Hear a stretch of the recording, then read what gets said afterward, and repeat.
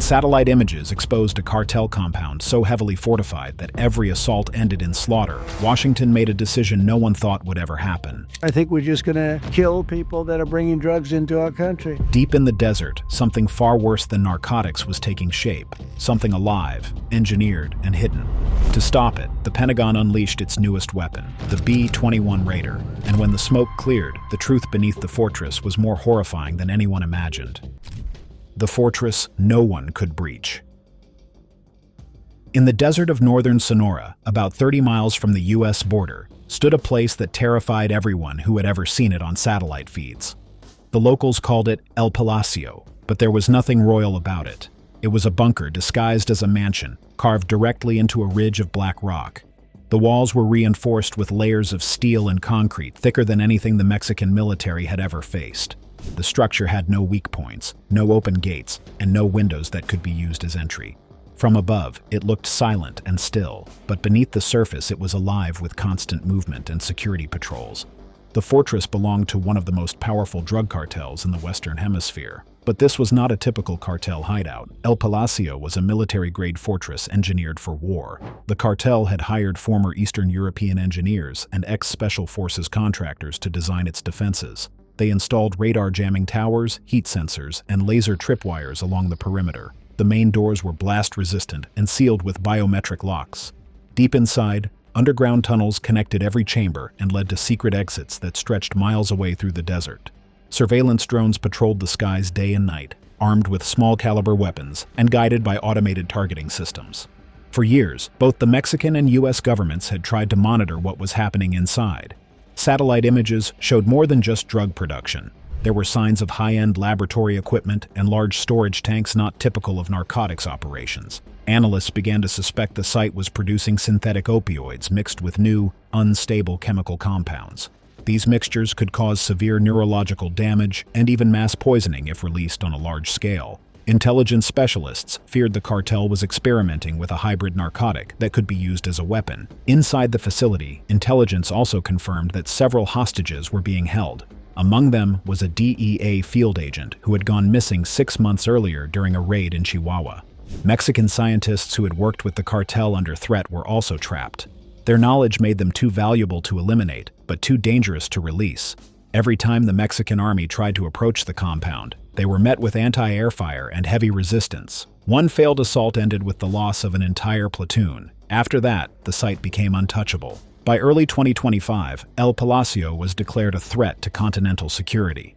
The cartel's reach was expanding, and its chemical production posed a direct danger to both Mexico and the United States. Every law enforcement agency had hit a wall. No drone, missile, or special forces team had been able to penetrate its defenses without massive casualties. As the weeks dragged on, the desert fortress grew stronger, while every failed attempt left more bodies behind. Intelligence officers knew something was coming, but no one could say when. Inside Washington, quiet discussions turned into closed-door arguments. The situation was spinning out of control, and everyone knew a breaking point was near. What happened next would change everything. The order from the Pentagon. By the end of August of 2025, a flood of intelligence reports hit Washington like a shockwave. Satellite feeds and intercepted messages confirmed the worst. The cartel inside El Palacio was preparing to execute its hostages within 72 hours. One of them was an American DEA agent, and his face appeared on a live encrypted feed sent to federal servers. The captors were masked, armed, and surrounded by lab containers filled with unknown chemicals. The message was clear: they were daring the United States to respond. Within hours, the National Security Council called for an emergency meeting inside the Pentagon's most restricted operations room. The space was buried beneath layers of concrete, sealed from any outside transmission. The Air Force Chief of Staff, the Secretary of Defense, and the CIA's regional director sat around the table. They reviewed the intelligence together, frame by frame, showing the chemical canisters being loaded onto trucks and escorted by armed convoys. Each container carried symbols indicating hazardous biological material. Analysts confirmed that the shipment was heading north toward the U.S. border. The situation had crossed a line. Traditional law enforcement or drone strikes could not stop this. The compound's radar shields and anti-air systems made it impossible to strike safely. Every failed attempt had already cost lives. The Secretary of Defense turned to the Air Force representative and asked what could be done that had never been done before. The answer was short and direct. We have one option left. In the next 2 hours, a classified proposal was drafted under the name Operation Black Halo. The document stated that a new advanced stealth platform could perform a strike capable of crippling the fortress's core systems without destroying the hostages. The proposal requested permission to deploy the B-21 Raider, a 6th-generation stealth bomber that had never been used in real combat. Its radar profile was invisible. Its flight systems were AI-assisted. Its payload was surgical. It could slip in, destroy key infrastructure, and vanish before the enemy even knew it was there. The commander-in-chief was briefed remotely. He listened in silence as the operation details were read aloud. Intelligence analysts made it clear that if the cartel transferred those chemicals across the border, the consequences could be catastrophic. The commander-in-chief asked only one question: can this aircraft guarantee minimal collateral damage? The Air Force chief responded, it was designed for this exact kind of mission. At 11:47 p.m., the commander-in-chief authorized the strike. The directive read, use of advanced stealth platform approved for surgical precision strike. Objective, disable defenses, preserve hostages, neutralize threat.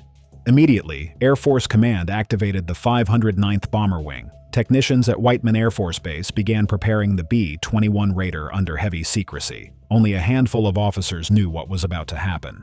Security officers locked down the hangar. Mechanics fueled the bomber, loaded its munitions, and synced its encrypted navigation systems.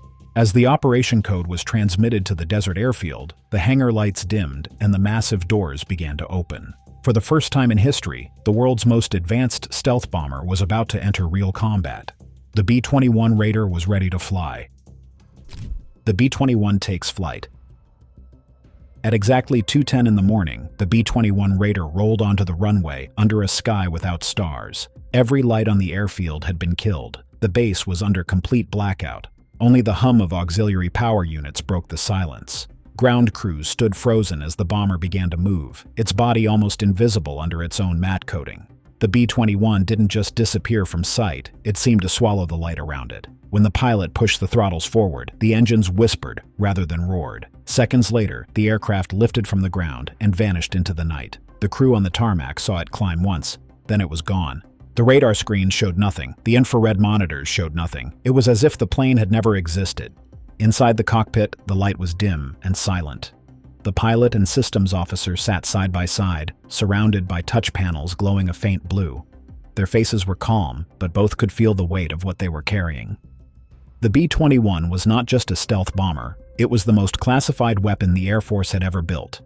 Its skin was made of composite fibers that absorbed radar energy instead of reflecting it. Every surface was smoothed to remove any sharp edge that could betray a signal return. The heat signature was minimal, hidden under layered cooling ducts. Even the engines were buried deep in the body to mask thermal output. Once airborne, the onboard artificial intelligence took over most of the flight path. The system used a digital terrain mapping program that matched live sensor data with 3D models of the Earth's surface. This allowed the aircraft to follow valleys, ridgelines, and canyons without the need for radar. Navigation signals were quantum encrypted, meaning that even if someone tried to intercept the guidance data, the act of tampering would destroy the transmission. There were no radio calls, no tracking beacons, and no communication with command. The B-21 was a silent ghost moving through the dark. 30 miles behind it, 2 escort drones maintained a distant formation. They were unarmed but essential. Their purpose was to relay satellite data and provide live thermal imaging in case of unexpected resistance. The drones were linked to the bomber through a one-way laser communication system that could not be jammed or traced. To outside observers, there was nothing but empty sky.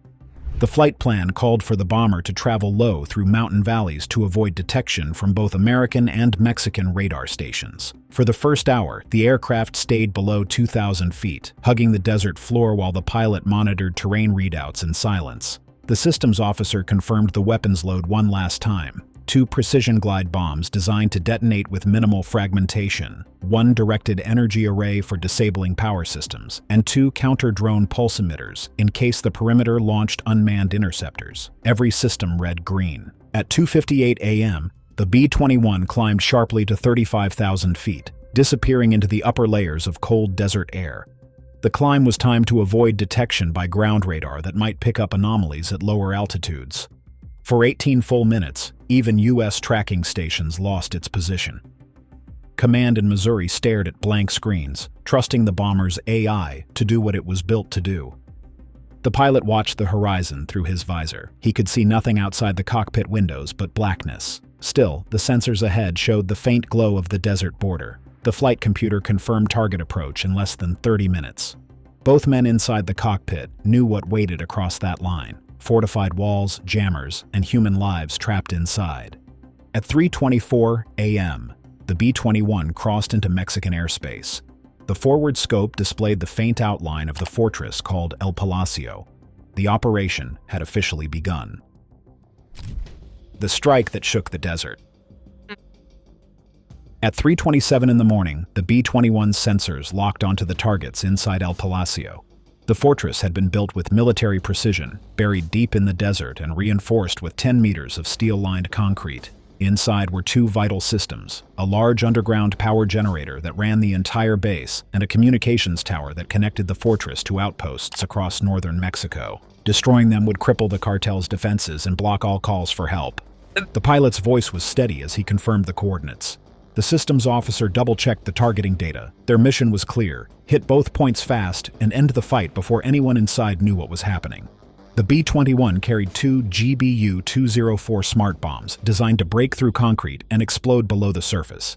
Each bomb contained a focused explosive core that directed all of its energy downward, creating a massive underground blast without flattening everything around it. At exactly 3:28 a.m., the pilot pressed the release command. The two bombs dropped silently through the thin desert air. They fell faster than sound. From the ground, no one saw them coming. The first GBU-204 struck the base of the communications tower. The bomb buried itself deep into the ground before detonating. A second later, a violent burst ripped upward through the earth. The tower snapped in half. A column of fire and debris shot straight into the sky. The second bomb hit the power core. The explosion came from inside the fortress, tearing through walls and floors. The roof blew open, and a sheet of flame burst outward. The entire desert ridge shook. Inside the compound, chaos erupted. Guards ran through the smoke, shouting orders that no one could hear. The blast had destroyed their main power lines. The lights went out. Every radar screen turned black. Generators overloaded and caught fire. The men at the anti-air guns fired blindly into the sky, not knowing that the bomber was already miles away. From above, the B-21's cameras recorded the devastation in real time. The pilot could see heat signatures of men running, vehicles burning, and tunnels collapsing. The communications tower had vanished completely, leaving only a crater. Secondary explosions began to ripple through the facility as ammunition stores and fuel tanks ignited. For people living miles away, the ground trembled like an earthquake. Dogs barked, windows shattered. The sound reached them several seconds after the light of the explosion because of the distance. By the time they heard it, the fortress was already engulfed in flames. In the command center back in the United States, the live satellite feed showed the once untouchable fortress burning across half a mile of desert. Officials watched as smoke rose in spirals from what used to be armored walls. The lead analyst whispered, "Target neutralized." But nobody in the room celebrated. Everyone knew hostages were still trapped inside those collapsing tunnels. The pilot of the B-21 stared at the glowing screen on his console. He could see the heat of the fire spreading through the structure. For a brief moment, he wondered if anyone could have survived that impact. Then the order came through. Return to base. Phase 1 complete. At 3:29 a.m., the bomber turned south, invisible again to radar. Down below, helicopters carrying U.S. Navy SEALs crossed the border. Their rotors sliced through the rising smoke as they approached what was left of El Palacio. The fortress was burning, but the fight was far from over. The SEALs were about to enter hell. The ground assault. At 3:45 in the morning, the first helicopters touched down on the outskirts of the burning fortress. The air was thick with smoke and dust. From the smoke, SEAL Team 9 and a unit of Mexican Marina commandos advanced toward what had once been the main service tunnel. The blast had collapsed most of it, but a narrow gap remained at the far end. It was barely wide enough for one man at a time. The SEAL team leader gave a silent signal. Each man checked his gear: night vision, carbine, thermite grenades, breaching charges. Then they moved in, single file, weapons raised. The tunnel air was choking, filled with concrete dust that clung to their gear and burned in their lungs. Visibility was almost zero. The only light came from the faint green glow of their night vision lenses. Every sound echoed. The air smelled like smoke and blood. 10 meters in, the lead operator froze. He heard movement ahead, slow, scraping steps in the dark. A shadow shifted near the collapsed wall. The SEAL fired a short burst. The shape dropped instantly. A second later, gunfire erupted from deeper in the passage. Muzzle flashes lit the tunnel as the cartel fighters opened fire with assault rifles fitted with night scopes. The SEALs hit the ground, returning fire in bursts. The narrow walls amplified every shot, turning the tunnel into a deafening cage of bullets and shrapnel. The team pushed forward, one room at a time, throwing thermite grenades into side chambers to flush out defenders. Each detonation filled the air with white sparks and blinding heat. A commando caught a round in the arm but kept moving. Another was nearly crushed when a section of ceiling collapsed. After 7 minutes of brutal fighting, the SEALs reached the laboratory section. Broken glass, scorched metal tables, and shredded papers covered the floor. Several cartel gunmen lay dead among smashed containers marked with biohazard symbols. Behind a reinforced steel door, they found what they had come for. Inside, 3 people were huddled on a concrete floor under a thin blanket of dust and ash. Their hands were bound with industrial cable ties. Their faces and shirts were stained with chemical residue and dried blood. Each showed clear signs of repeated violence. The 3 were the missing DEA field agent and the 2 Mexican scientists. They were dehydrated, hypothermic from the chilled lab air, and in shock. The SEALs cut the restraints, gave water, started basic first aid, and radioed for medical evacuation. The DEA agent's first coherent words were, "You have to see what's below." At that time, no one really knew what he meant. As the team prepared for extraction, gunfire erupted again from deeper inside the compound. The cartel's remaining fighters had gathered near the command bunker. They were determined to make a final stand. The SEALs regrouped and advanced through the smoke-filled corridors. Every corner was a possible kill zone. They moved fast and low, firing in controlled bursts.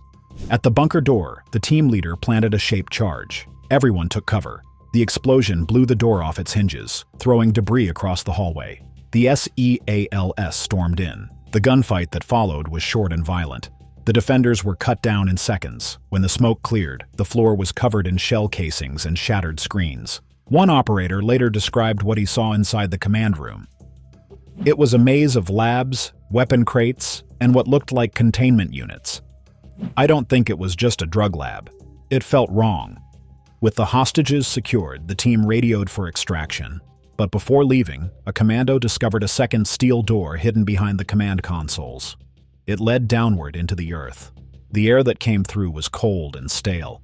Whatever was below the bunker wasn't part of any known blueprint. The team leader called it in immediately. The rescue was complete, but the real nightmare was only beginning. The data core and the secret below. When the SEALs forced open the hidden steel door behind the bunker controls, the air that poured out was freezing and chemical sour. The staircase descended into silence, lined with thick cables that pulsed faintly under emergency power. It led to a chamber that no one expected. The walls were solid concrete, the ceiling low, the room packed with refrigeration units and rows of server towers. There were no drug vats or packaging lines here. This was something entirely different, a scientific facility buried under a cartel fortress. The SEALs moved in carefully. Their flashlights caught hundreds of cables leading to a central console marked Series 9 Prototype.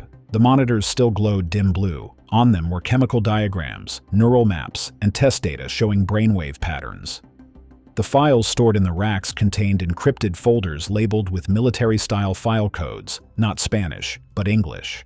When one operator cracked open a refrigeration unit, he froze. Inside were glass vials filled with a pale amber fluid. The labels were printed with warning tags and chemical names that none of the team recognized. A quick scan of the data confirmed the truth. This was not a drug lab. It was a bioengineering site. The vials contained a synthetic neurochemical compound designed to rewrite human brain chemistry. It was a hybrid, part narcotic, part experimental military enhancer. The formula was meant to heighten aggression, erase fear, and strip away moral inhibition. In small doses, it would make a person compliant. In larger doses, it turned them into something else entirely. Hyper-violent, detached from pain, and capable of following orders without hesitation. The SEAL commander transmitted the data to the intelligence aircraft circling above. Analysts compared it to classified archives. Within minutes, they identified a horrifying match. The formula had once belonged to a lost U.S. military program, canceled years ago after a lab breach at a private defense contractor. The compound, codenamed Project Seraph 9, was meant to help soldiers operate under extreme stress.